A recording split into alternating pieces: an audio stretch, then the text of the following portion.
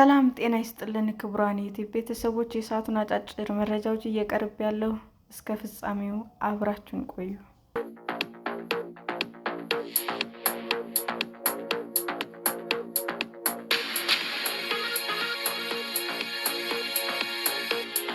የባህር ወንበዴዎች በሶማሌ ባህር ዳርቻ ሌላ መርከብ አገቱ። የባህር ላይ ውንብድና እንደሆነ በተጠረጠረ ድርጊት በቀናት ልዩነት ሌላ መርከብ መያዙን ተከትሎ የዩናይትድ ኪንግደም ማሪታይም ባለስልጣናት በሶማሌ ባህር ዳርቻ የጠለፋ ስጋት ጨምሯል የሚል ማስጠንቀቂያ አወጡ። እሁድ ዕለት ከሶማሌ ባህር ዳርቻ 6 ናውቲካል ማይልስ ርቀት ላይ አንድ መርከብ መታገቱን የዩናይትድ ኪንግደም የማሪታይም ንግድ ስራዎች መስሪያ ቤት አስታውቋል። ስለ ክስተቱ ተጨማሪ መረጃ አልወጡም። ተቋሙ ባወጣው መግለጫ እሁድ ዕለት ያልተፈቀደላቸው ሰዎች መርከቡን ይዘው አቅጣጫውን ሶማሌ ግዛት ውስጥ ወደሚገኘው ውሃ ማስቀየራቸውን ገልጿል። ይህንንም ተከትሎ በአካባቢው ያለው ስጋት በከፍተኛ መጠን መጨመሩን አስረድቷል። ባለፈው ሳምንት ውስጥ ብቻ አሳ ማጥመጃና የነዳጅ ጫኞች ጨምሮ 4 መርከቦች የባህር ላይ ውንብድና እንደሆነ የተጠረጠረ ድርጊት ኢላማ ሆነዋል። በአንድ ወቅት እጅግ ተስፋፍቶ የነበረው በህንድ ውቅያኖስ ላይ የሚደረግ የመርከቦች ጠለፋ እስካለፈው 3 ዓመት ድረስ ጠፍቷል በሚያስብል ሁኔታ ላይ ቢቆይም በድጋሚ መከሰት ጀምሯል።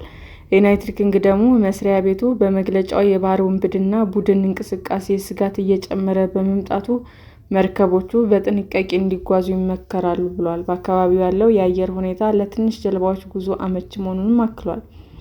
ተቋሙ ባለፈው ሳምንት ረቡዕ ዕለት በሰሜናዊ ሶማሌ ማሪዮ ባህር ዳርቻ ላይ ሌላ መርከብ በመጥለፍ ማስጠንቀቂያ አውጥቶ ነበር። በተጨማሪም የባህር ወንበዴዎች ባለፈው ሳምንት ሐሙስ 17 ሰራተኞች ይዞ በሶማሌ ባህር ዳርቻ ሲቀዝፍ የነበረ ሆነር 25 የተሰኘ የነዳጅ ጫኝ መርከብ መጠለፋቸውን በርካታ የደህንነት ባለስልጣናት ለቢቢሲ ተናግረዋል።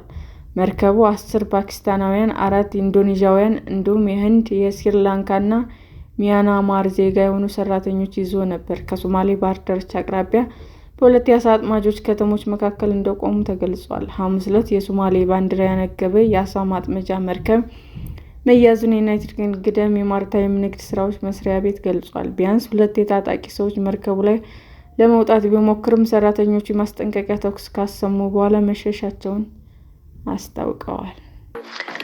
ሰላም ጤና ይስጥልን ውድ የዩቲዩብ ቤተሰቦቼ እንዴት ናችሁ?